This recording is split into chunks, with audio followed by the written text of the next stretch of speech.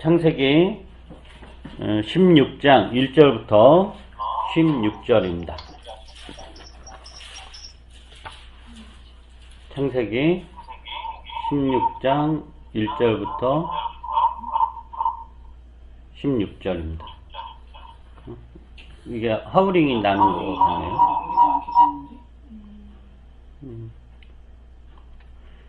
그 1절부터 16절인데 내용이 기니까 제가 그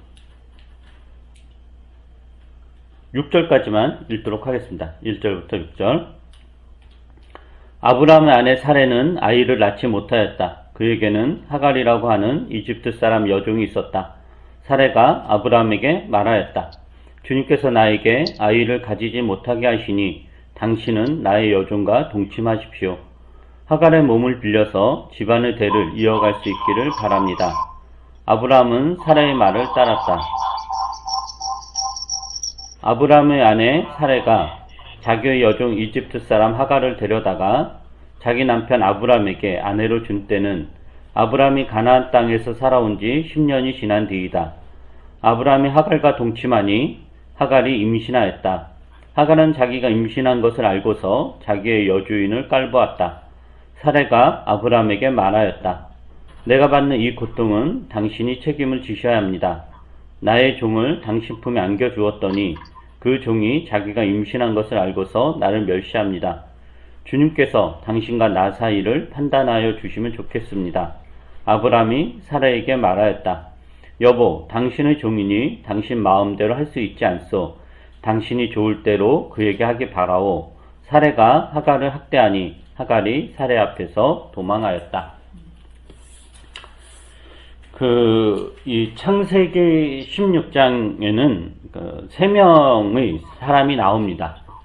아브람과 사레, 그리고 사레의 여종인 하갈, 이렇게 세 사람이 나오고, 이 세 사람의 이야기가 이제 16장의 주된 내용인데, 하나님께서 이제 아브라함에게 후손에 관한 약속을 하셨죠. 두 가지 약속을 하셨는데, 땅에 관한 약속, 그리고 후손에 관한, 즉, 네 씨가 하늘의 별과 같이, 바다의 모래와 같이 많아질 것이다. 이런, 약속을 했고, 근데 이런 약속과 관련해서 아브라함과 사레와 하갈 사이에 일어난 일을 담고 있는 게 16장이고, 특히 사레와 하갈의 갈등, 그리고 하갈을 향한 하나님의 복주심이 16장의 주된 내용입니다. 우리가 이제 성경에 나오는 인물들, 사람들을 해석할 때 주의해야 될 점이 있는데, 성경에는 이제 굉장히 다양한 사람들이 나오죠. 많은 사람들이 나와요. 근데 이제 그 사람들에 대해서 우리가 해석을 할 때, 성경을 해석할 때 옳고 그름의 잣대를 들이대어서 해석하는 것은 가급적 피하는 것이 좋습니다. 물론 이제 성경에 나오는 많은 사람들을 우리가 옳고 그름이라는 기준을 가지고, 즉 이 사람이 하나님의 뜻대로 살았다, 하나님의 뜻대로 살지 않았다 라는 기준은 이제 분별할 수는 있죠, 분명히. 그렇지만 그렇게만 접근하면은 그 인물에 대한 어떤 입체적인 해석이 어려워지기 때문에 성경이 정말 이야기하고자 하는 것을 우리가 그렇게 놓칠 수가 있습니다. 그래서 성경의 인물들 해석할 때 윤리적 잣대로, 옳고 그름의 잣대로 해석하는 것은 이제 가급적 피하는 것이 좋습니다. 그러니까 예를 들면 우리가 이제 지금은 고린도 전서 읽고 있는데 그 전에 욥기를 읽었잖아요. 욥기에는 욥하고 욥의 세 친구, 그리고 청년 엘리후가 이렇게 나오죠. 여러분도 다 알다시피 욥이 이제 참담한 고통을 당하자 욥은 이제 세 친구들이 와서 욥을 위로하죠. 그런데 이제 그들의 위로가 욥에게 위로가 되는 것이 아니라 오히려 상처가 되었다라고 하죠. 그 세 친구들은 욥의 잘못을 찾아내려고 계속 애를 쓰죠. 왜냐하면은 그들이 생각하기에 그들이 믿는 신학은 하나님이 죄 없는 사람을 이렇게 고통에 빠뜨릴 리가 없다라는 것이었기 때문에 욥이 이렇게 고통을 당한다는 것은 반드시 무슨 죄가 있기 때문이다. 그래서 욥을 돕기 위해서 욥의 죄를 찾아내려고 애를 많이 씁니다. 그러니까 욥이 그것에 대해서 항변을 하죠. 그래서 우리가 욥의 결론을 이렇게 보면은 욥의 세 친구가 잘못되었고 욥이 옳았다라는 것은 이제 결과적으로는 알죠. 그래서 우리가 이제 욥기를 읽을 때 욥의 세 친구들이 하는 조언이라든가 충고라든가 이런 태도 등에 대해서 우리가 주의를 기울이지 않습니다. 왜냐하면은 그 사람들은 이제 잘못된 사람들이다. 그들은 그 욥의 결론에서 하나님으로부터 심판을 받은 잘못되었다라는 사람이다라는 것을 우리가 알고 있기 때문에 그들의 그런 이야기라든가 주장에 대해서 깊이 이제 귀를 기울이지 이렇게 않습니다. 그러나 우리가 욥의 세 친구들에 대한 이야기를 할 때 그 친구들이 욥에게 그렇게 이야기할 수밖에 없었던 그들의 맥락이라든가 정황이라든가 상황에 대한 이해를 먼저 충분히 해야 된다라는 거죠. 그들은 무조건 잘못된 사람이라고 이제 비난할 수 없다라는 거예요. 그들 나름대로 최선을 다한 것이고 그렇게 할 수밖에 없었던 그들의 맥락이 있는 거고, 그래서 우리가 성경을 해석한다, 성경에 나오는 인물들을 살펴본다라는 것은 그러한 맥락을 살려서 살펴보는 것, 그러한 맥락을 살려서 그 세 친구들을 이해를 해야 된다라는 거죠. 왜 이런 이야기를 지금 설교 초반에 하냐면은 창세기 16장을 해석할 때도 그렇습니다. 지금 아브람과 사레와 이제 하갈이 나와요. 특히 이제 사레와 하갈의 갈등이 이렇게 이제 그 극단적으로 치닫는 내용이 나오죠.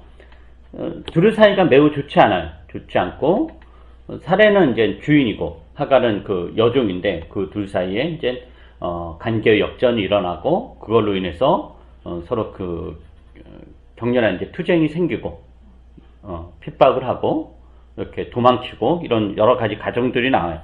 근데 여기에서 이제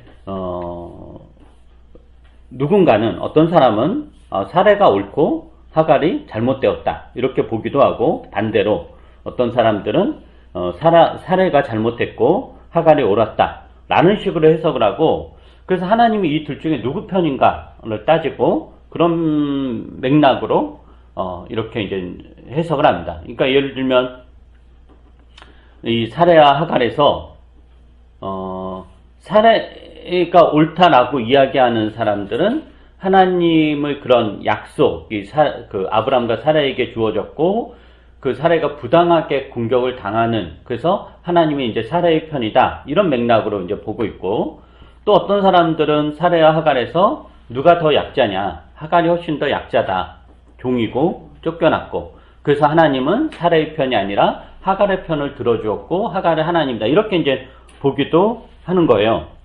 근데 창세기 16장의 의도는 아브람과 사레와 하갈의 이야기에서 누구는 옳고 누구는 잘못되었고 이런 것이 아니라 아브람과 사레와 하갈 모두 각각 자신들이 처한 삶의 정황에서 실수도 하고 약점도 노출하지만 한편으로는 자신들의 삶에서 최선을 다하고 있다라는 것을 보여줍니다.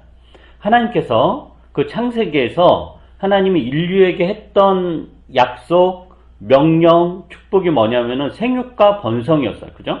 창세기 1장, 2장에 보면 생육과 번성, 이게 모든 인간에게 주어진, 모든 피조세계에 주어진 가장 보편적이고 그 기본이 되는 하나님의 그 축복이자 그 복주심이었고, 그래서 모든 사람을 포함한 모든 피조세계는 생육과 번성은 선택사항이 아니라 그들이 지음받은, 그들이 창조된 목적대로 살아가는 하나의 그 방향이다 라는 거죠. 생육과 번성.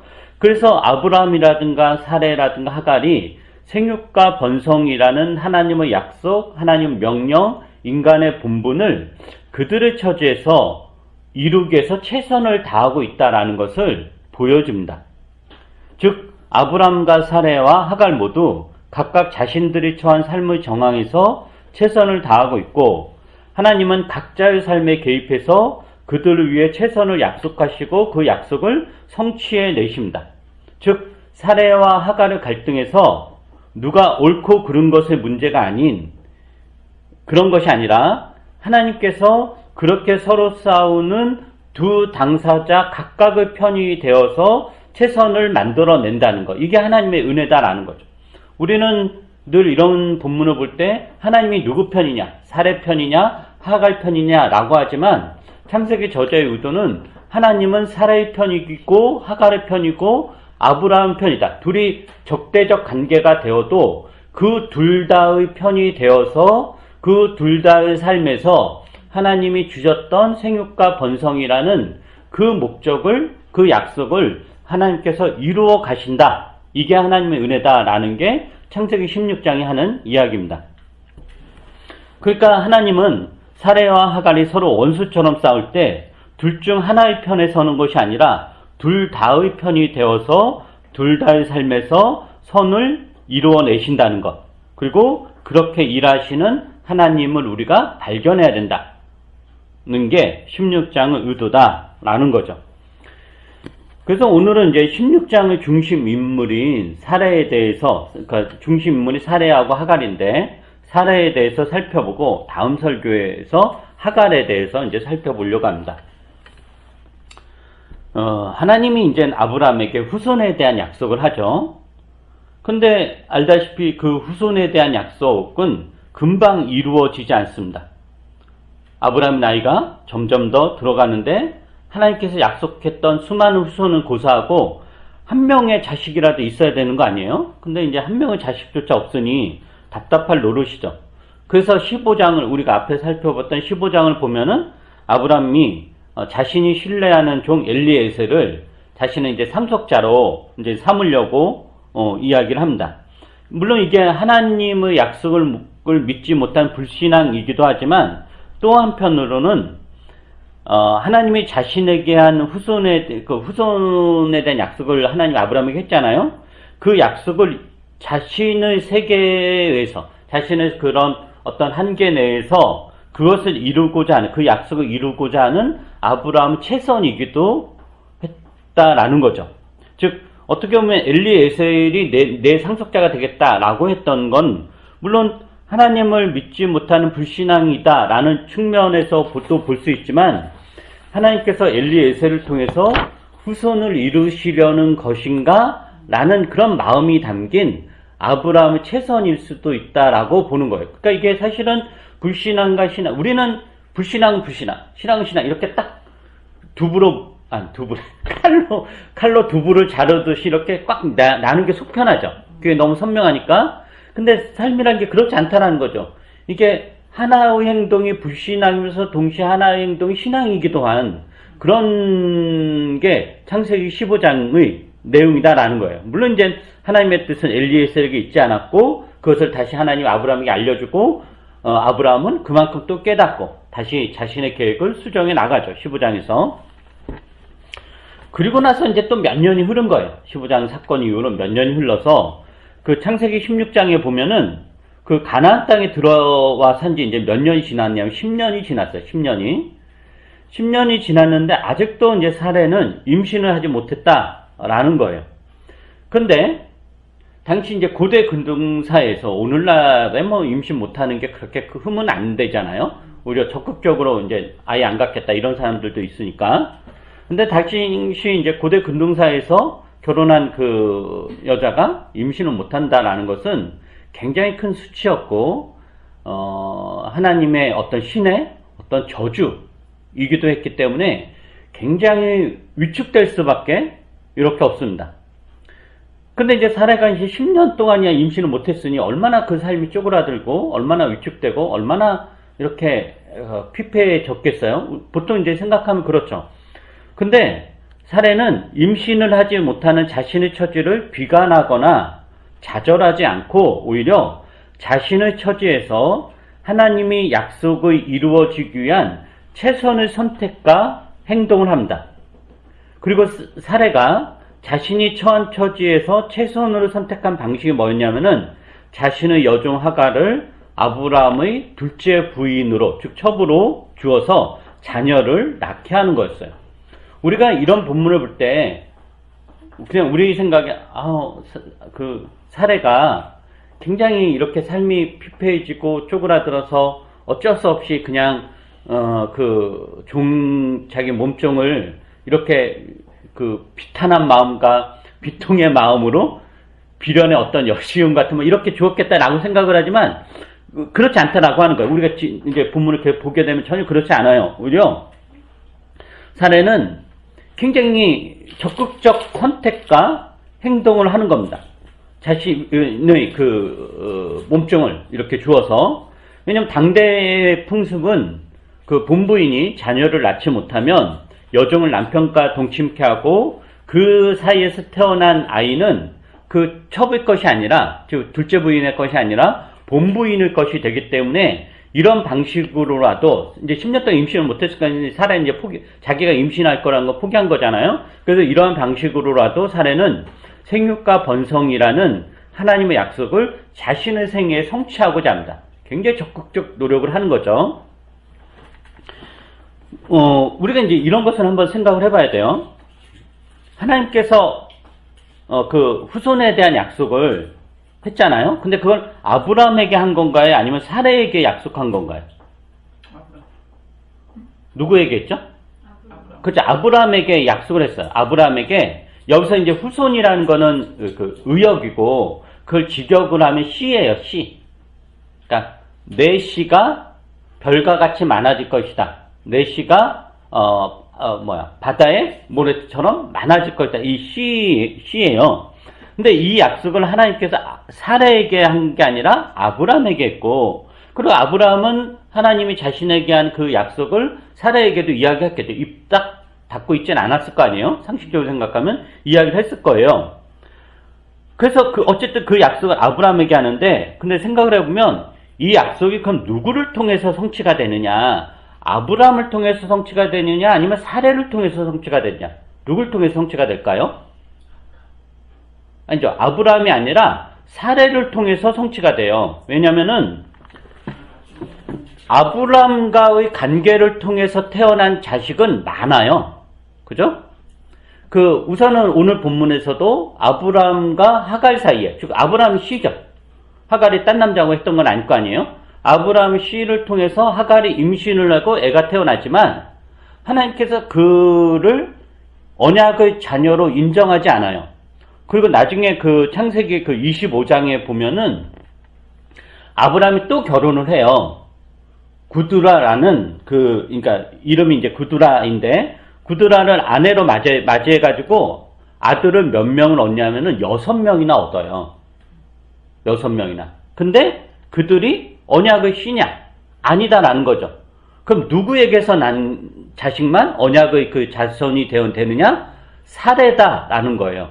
그러니까 하나님께서 아브라함에게 내 씨로 말미암아 후손이 하늘의 별처럼 많아질 것이다, 바다의 모래처럼 많아질 것이다 라는 게 아브라함을 통해서 이 약속이 성취되는 게 아니라 누굴 통해서 약속이 성취되냐면은 사레를 통해서 약속이 성취되는 거예요. 사레를 통해서.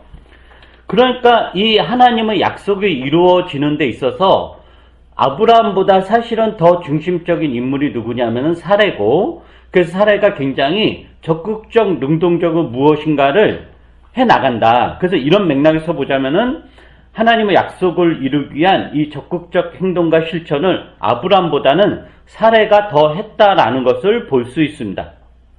비록 사레는 아브라함을 통해 하나님의 약속을 간접적으로 들었지만 그 약속을 이루기 위해서 자신이 처한 상황에서 아브라함보다 훨씬 더 최선을 다합니다.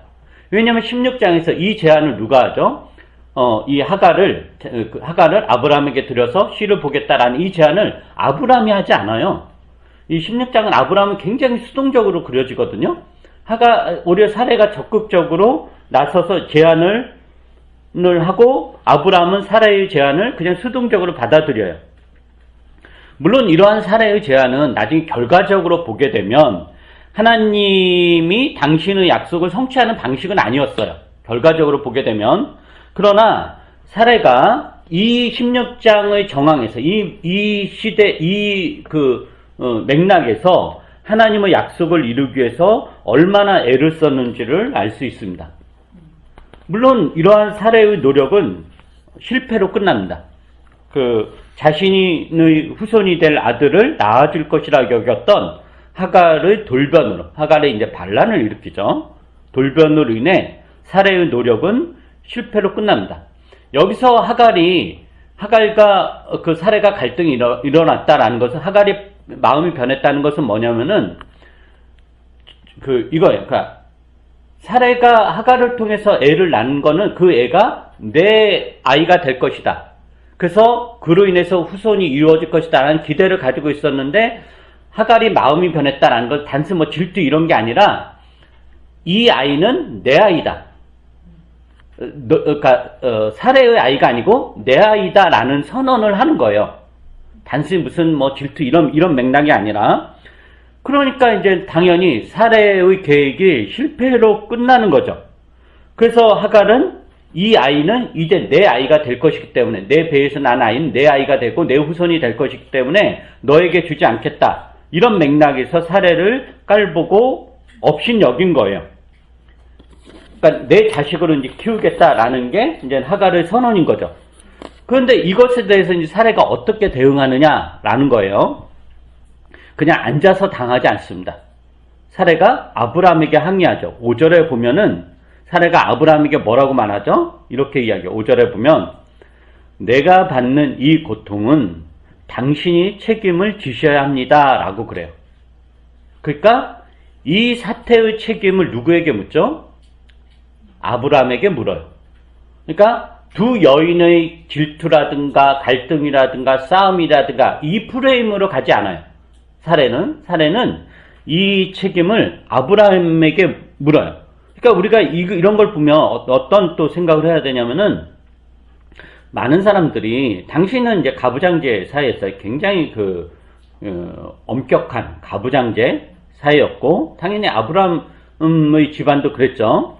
그런 가부장제 사회니까 사레가 되게 종속적인 위치에 있었을 것이다 라고 생각하지만, 창세기 16장에서 그리는 사레는 종속적인 위치에 있지도 않고, 또 아브라함이 하는 말이라면 무조건 복종하는 사람도 아니고, 그저 모든 고통을 이렇게 감내하고 참고 속으로만 끙끙 앓는, 우리가 그 조선시대 어떤 그런 정숙한 이런 사람이 아니다라는 거예요. 사레는 자신이 처한 상황이 얼마나 부당한 것이다 라는 것을 인식하고 그 책임을 아브라함에게 물어요. 네 책임이다 라는 거죠.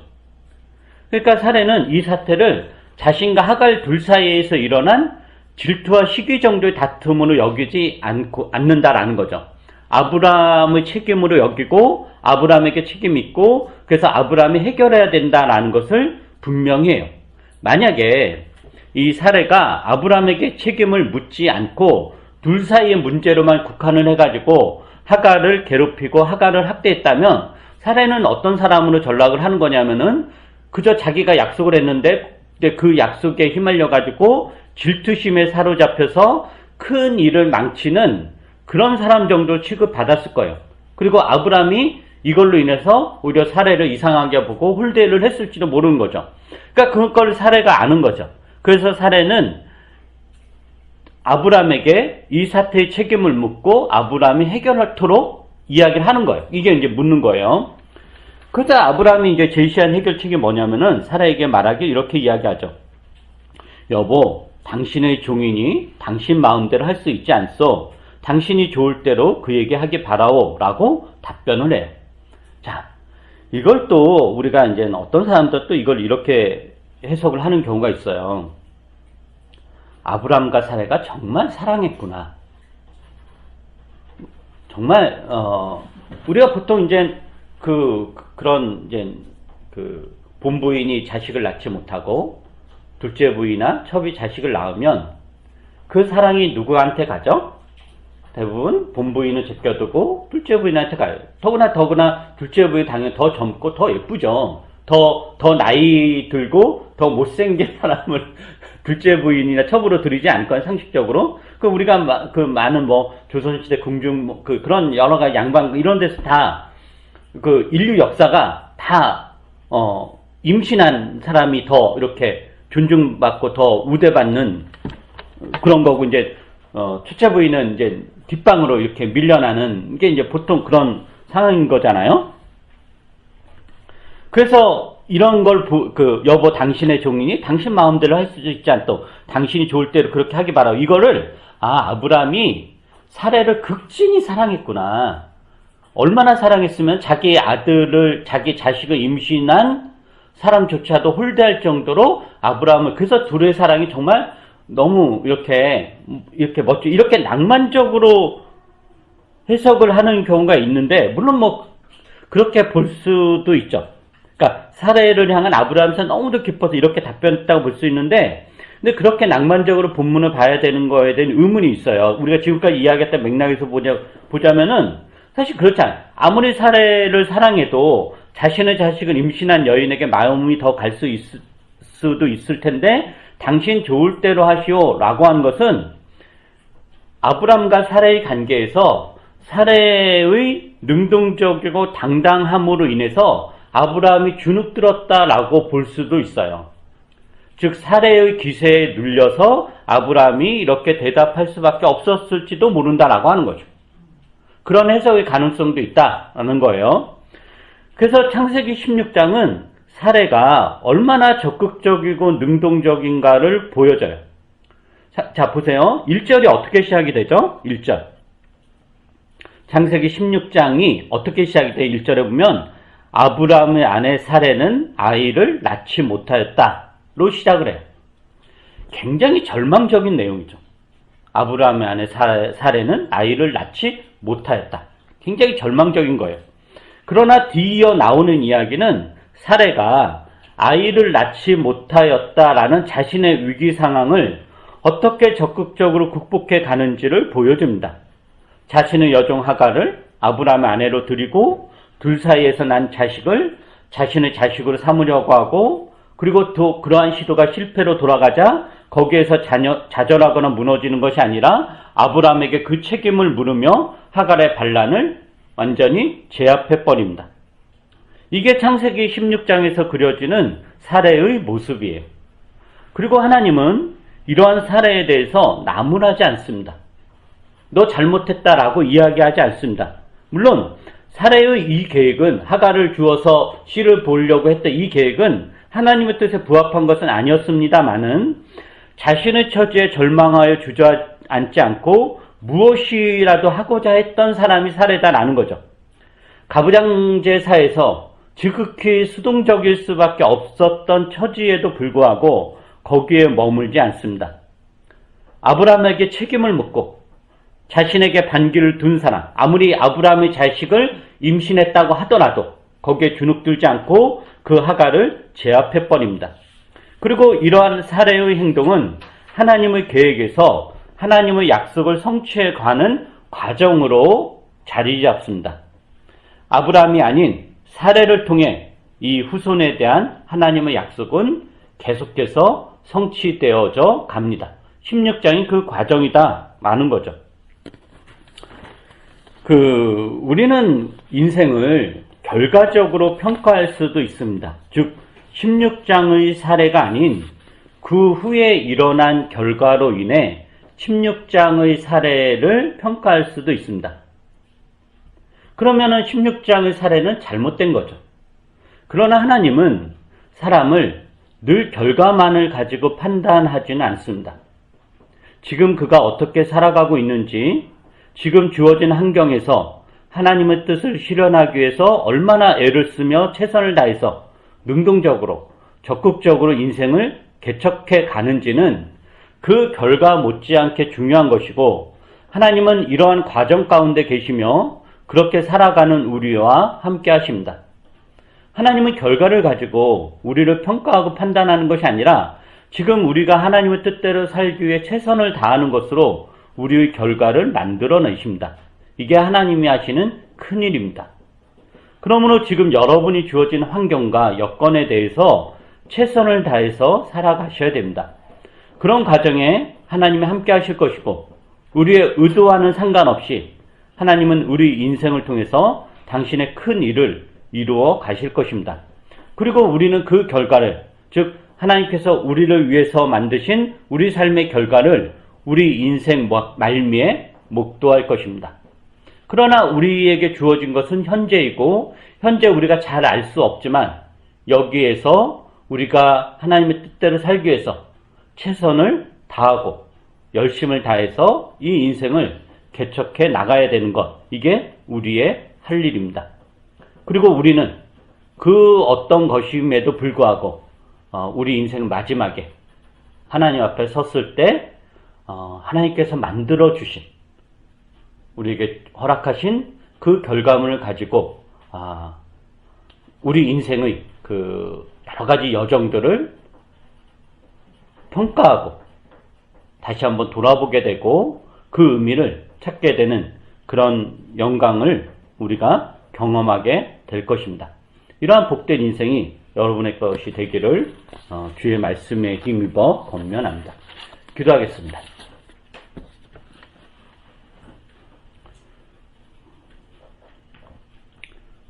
단 한 번도 우리 인생에서 물러나신 적이 없으신 하나님 아버지, 우리의 것이